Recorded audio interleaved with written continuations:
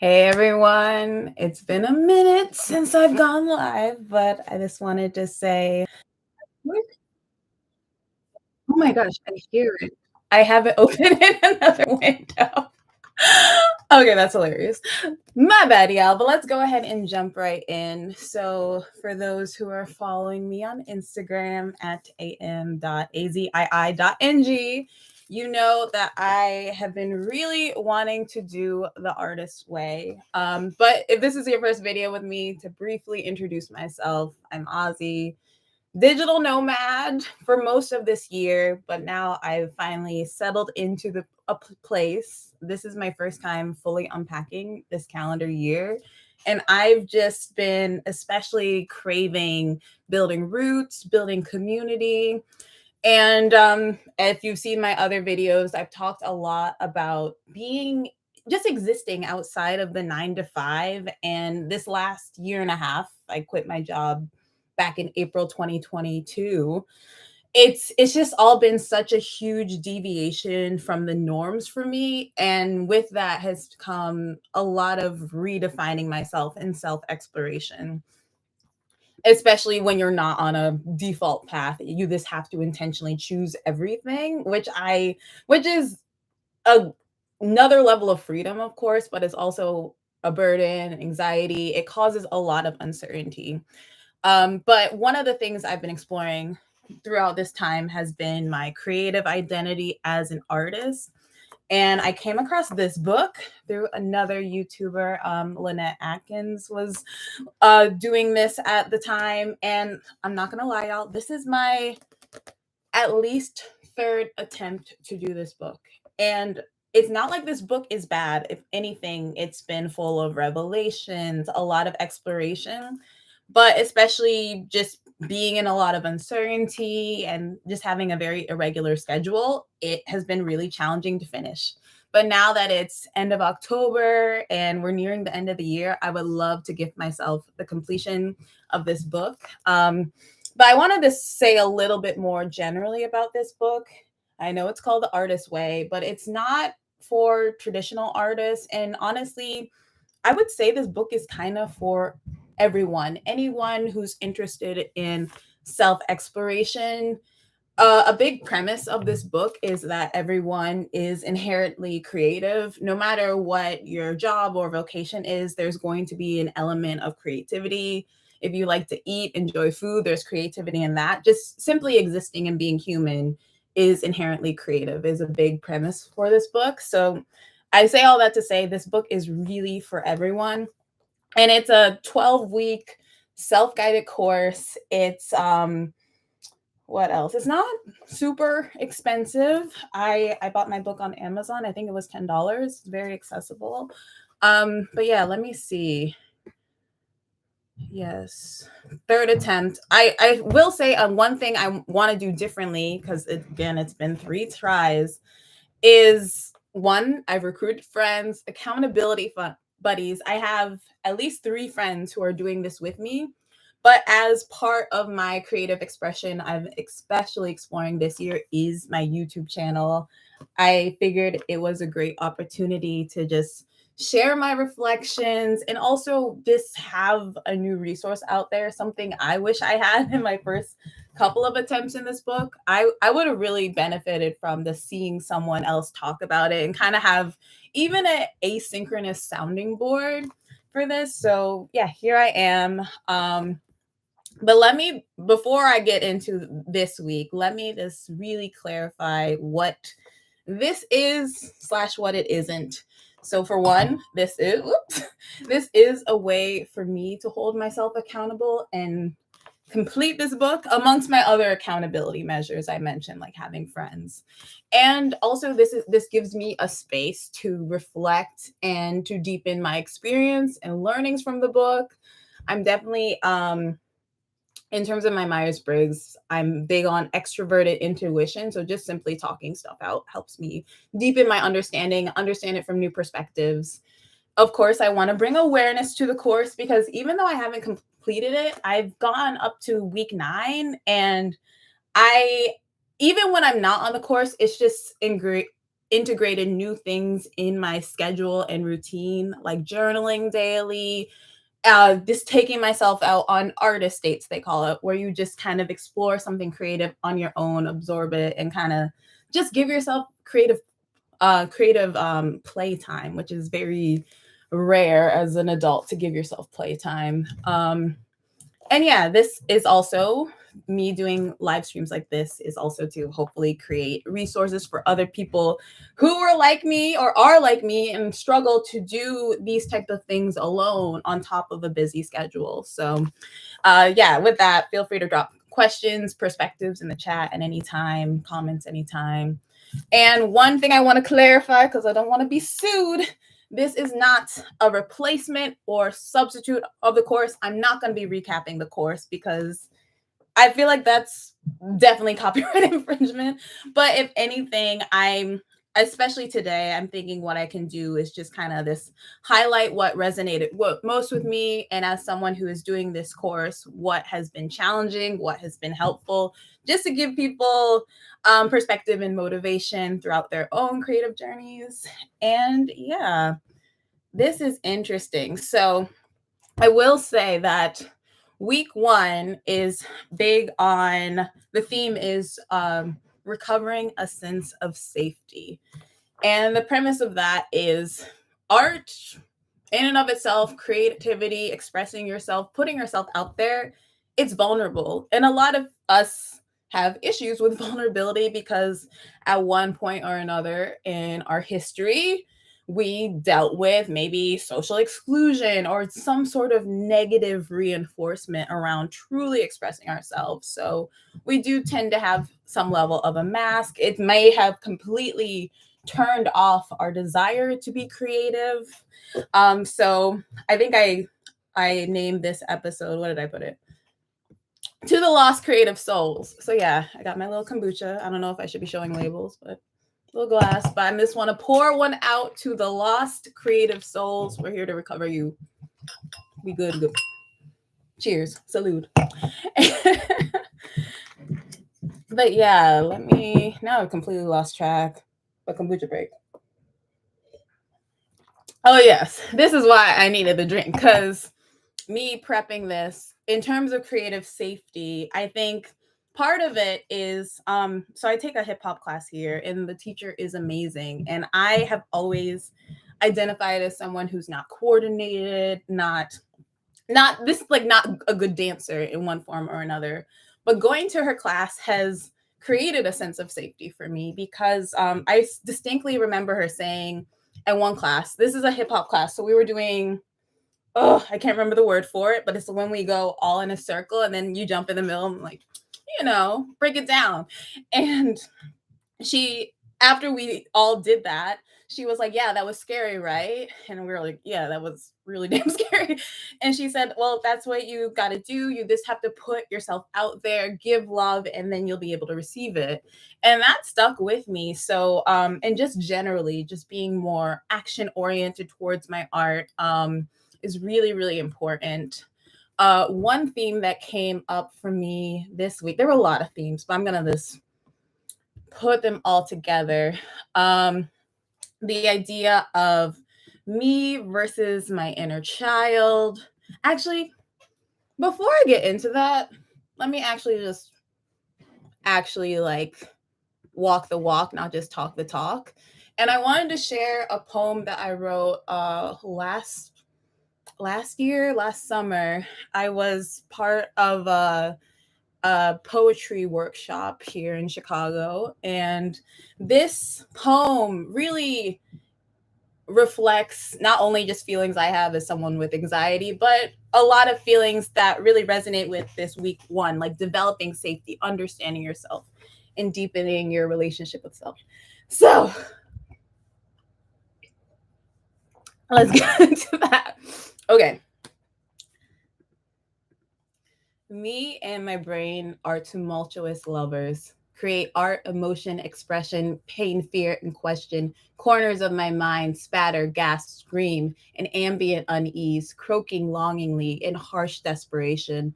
Unavailable love, affection, whispered complacencies lure me to apathy. Secret desires determined, defective, and corrected. Parasitic criticisms must be exercised with exercises of mindfulness. Frozen and ready to thaw, pour out to me, shriek in anguish over what she sacrificed for my survival. She comforts me with selfless self love, and I let her shine in the melodies our souls sing. Feeling everything is our soft, sensitive superpower, an internal alarm of what we care about most. Screaming our needs, once neglected for so long, we can't risk our whispers going unheard.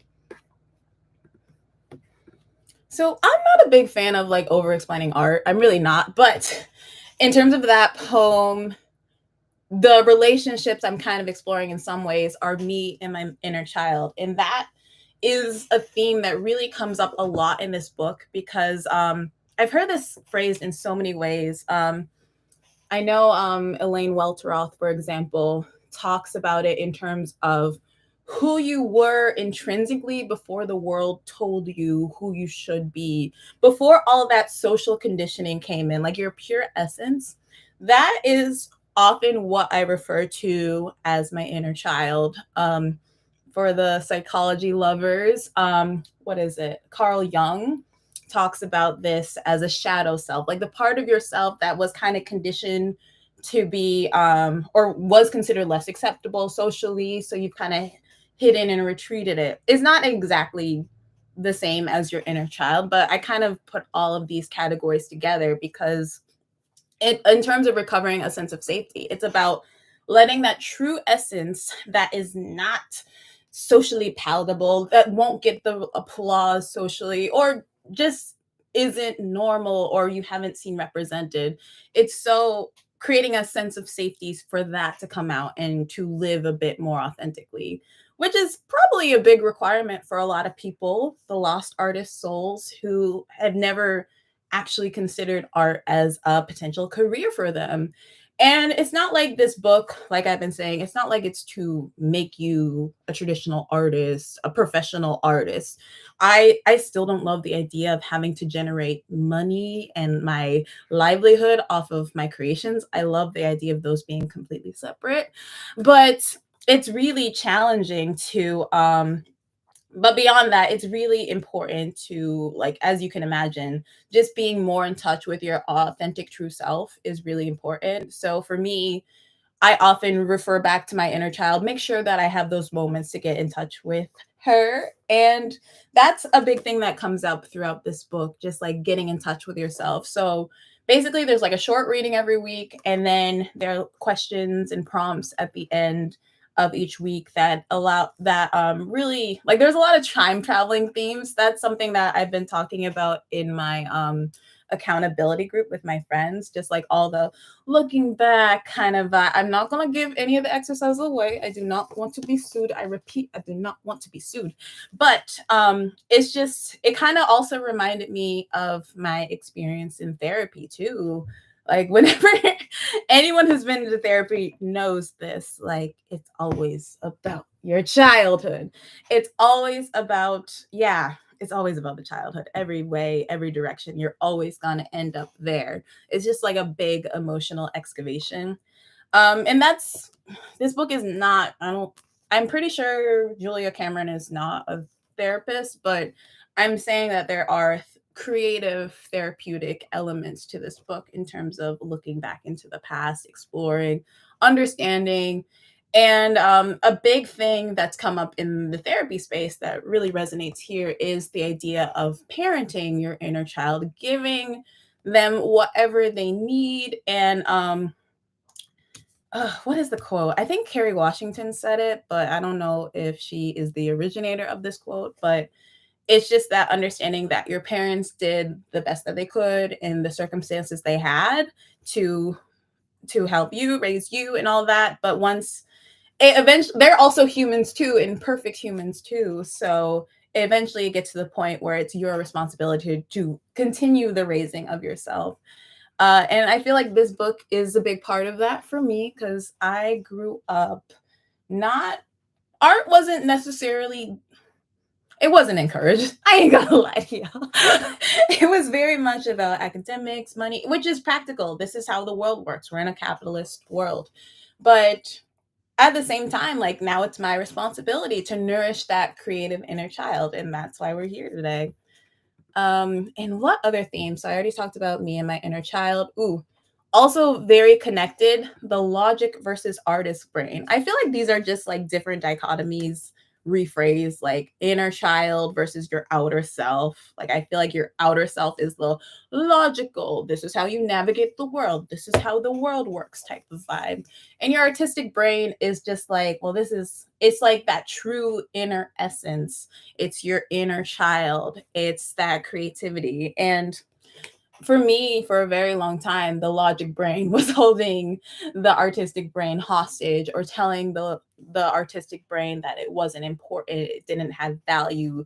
There was a strong, and there still is a strong sense of hierarchy, because no matter what, I still have a lot of financial anxiety, and no matter not no matter what, but I feel like logic and finances, and when you think about like Maslow's hierarchy of needs, like your physiological needs, especially in the US, are very tied to your economic well-being. So it I feel like the logic brain can very frequently rule out, but also kind of can become a tyrant. So I wrote in my notes, logic versus artist brain. There's a one scenario where this happened like a week or two ago.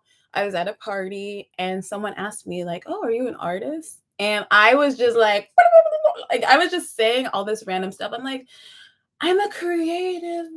Like I feel a lot of difficulty claiming it, because logically I see art an artist as a very official profession, I guess, that has very specific titles. Like maybe I'm a dancer, maybe I'm a director, an actor, a comedian, but I don't have like a clean categorization. I just feel inherently a creative artist person. So it's very hard to claim, because then the next question that comes up, which I also can't answer as someone without a traditional job, what do you do? That's just the way that that's the logic brain, and like trying to fit my artist brain into this logic scape has been a pretty significant, well, significant social challenge for me, but I kind of embraced it. Like if I can't explain myself, I'm not going to, because I'm in a period of exploration too. So sometimes you don't have a neat little bow perfect answer to summarize, like, this is where I'm at in life. And I feel like in a lot of even intro conversations with brand new people, that's the expectation. You can package up your life like, here's who I am, here's what I do, here are my identities. I not on my path. Can't do it. um, so yeah, logic brain versus artist brain, huge theme this week. Oh my gosh. And I wrote this in my notes. We need to talk about the dream of action. So people often, people always worry about failure and the worst case scenario. But one thing that I definitely highlighted when reading this week is the counter to that, or is like the counterpart to that, the dream of action. Because I've definitely been guilty of this. Sometimes I just allow myself the little daydream, and that kind of gives me a little bit of a taste of the life I want, without me actually having to put in the work, the effort to put myself out there. Like I can fantasize all day. I can be like, oh my gosh, here's a great idea for a movie. But what really matters is taking action, getting the shit done.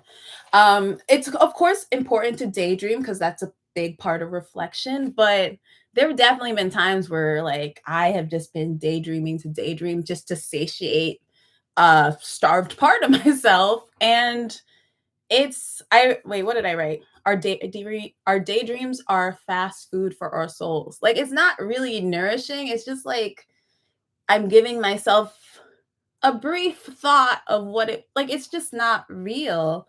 And yeah, I feel like that can be a pretty common cycle, or maybe just like a self-soothing strategy for people who are creatively lost. Like for as long as I remembered, it's been on my bucket list to write a screenplay. Have I written the screenplay? No, but I've fantasized about so many movies, and I've done like little intros, like little bits of writing here and there. But yeah, that just brings me to the next bullet point, which is audacity is the biggest factor. I've heard about this, a quote similar to this in the entrepreneurial space.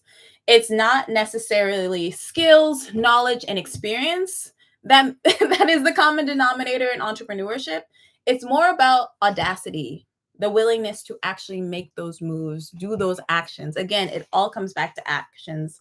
And it's no different with being an artist and creative. Like, one thing I've definitely been embodying the last couple of weeks is just having a stronger bias for action, less talking, more action, and really just allowing myself to be more of a messy beginner or learn by doing. Because, of course, I think it's like the same people who get in that dream of action mindset can also be the same people who do all of this background work on, like, oh, what's the best equipment, what's the best strategy, before they actually just do that simple first step of whatever they want to do. Like, the barrier of entry really isn't that high for a lot of the things we want in life. And it's really easy to trick yourself into thinking you have to build up a certain amount of knowledge foundation and do all of this background work.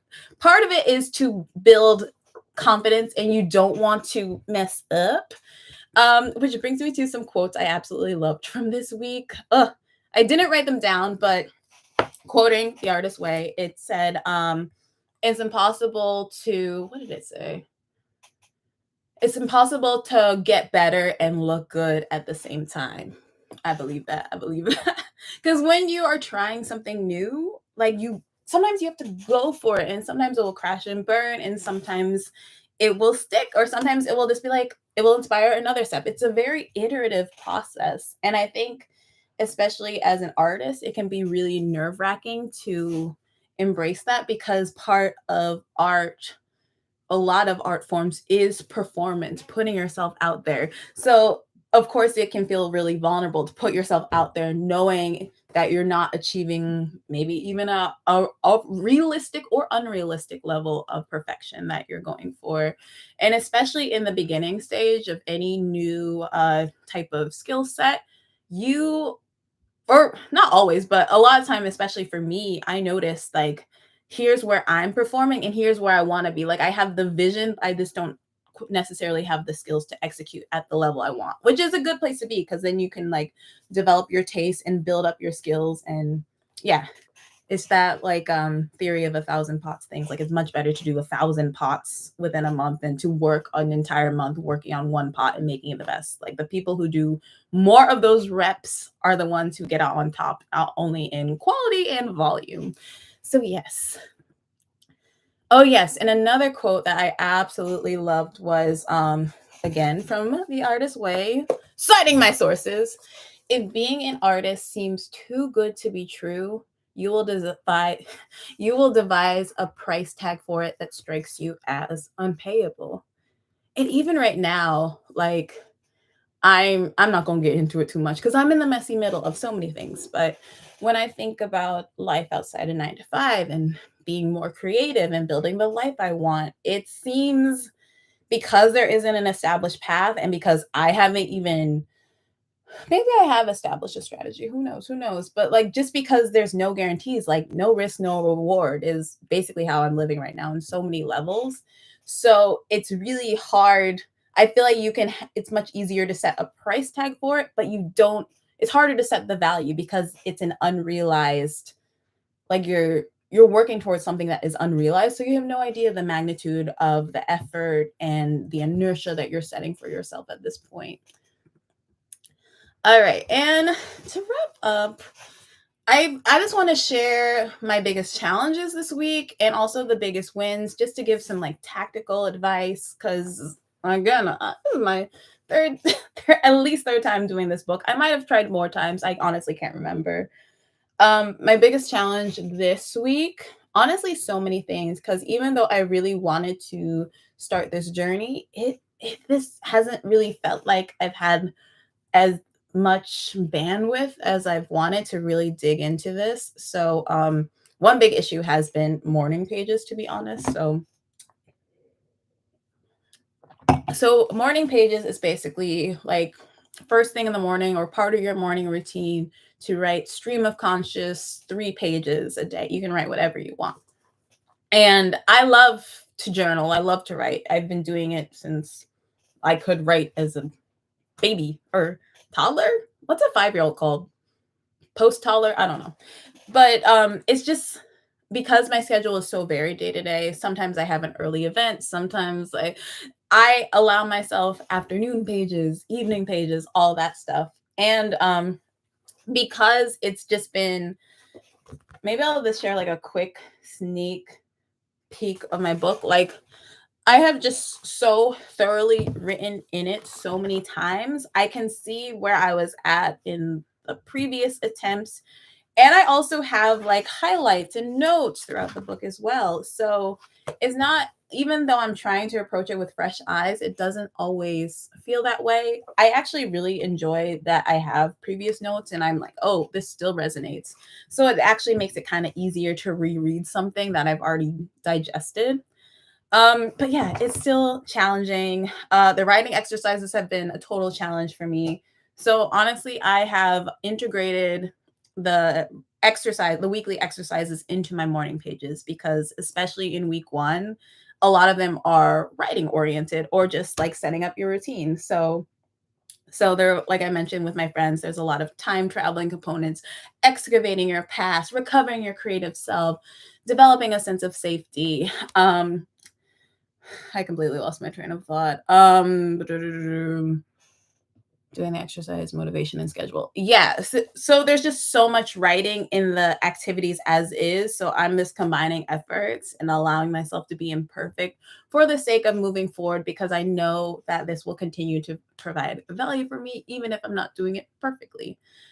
And lastly, the biggest wins I've had this week are definitely the accountability group with my friends. Because honestly, if I was approaching this just like I did the last couple times and just completely doing it by myself, I probably would have fallen off just because I just feel very I'm in a very transitional period. Again, I just moved into a new place and I'm also starting a bunch of new client work and onboarding and all this stuff, and also looking for more clients. So it's just so many moving pieces, such an irregular schedule. So doing something that is inherently routine oriented and coursework, it's just been hard to mix in. But this time, having my friends who are literally like coordinating with me, like, well, not some are coordinating with me. Some of it was coincidence because I've just been hyping this book up so much. So another friend of mine has just texted me like right before this live stream talking about like, yo, week 2.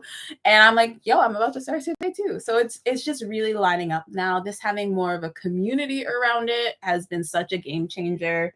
Um and just hearing other people's struggles, because it's like it's fun, right? But it's also, there is an energy expenditure when it comes to creative recovery and understanding yourself. If you get the book, which I definitely recommend, you'll see like in the introduction, they talk about all of these different situations where this book has been helpful, like accountants, directors, art, like all of these.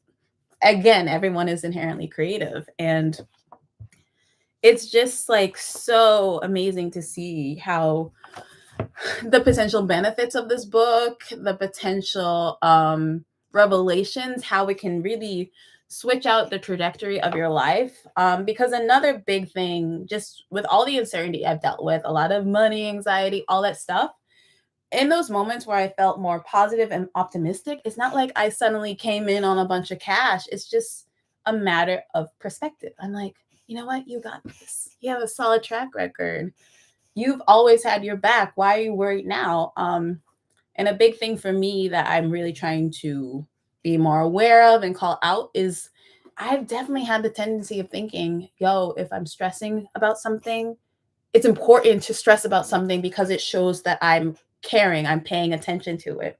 But if anything, stress is kind of unnecessary suffering, because if I'm going to stress about something that I'm not going to take action on in that moment, I'm just making myself stress until that's done, which is just seeping into other elements of life. When in reality, I can be like, you know what?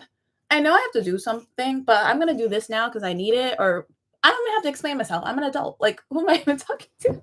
This is not me talking to my inner child. I feel like, if anything, it's me talking to my inner critic, which honestly has been bitch slapping my inner child around for most of my life. So sometimes you have to call it out. And I feel like this book really has been, is going to be amazing. But yeah, thanks for joining. I'm just going to go ahead and wrap up. Got some laundry to do and all that stuff. But yes, thanks for joining. I definitely encourage you to join me on this journey, the artist way. Right. If you're joining me live in October 2023, or you encounter this book at another time in life, I would love to hear from you. Put it in the comments how you're feeling on your journey, how I can help, provide support, perspective. Who knows? But yeah. Wait, I can't cheers with an empty cup. Bad luck, bad luck. Actually, I'm not exactly sure what it means, but yeah. Enjoy your Sunday. Thanks for tuning in. Peace.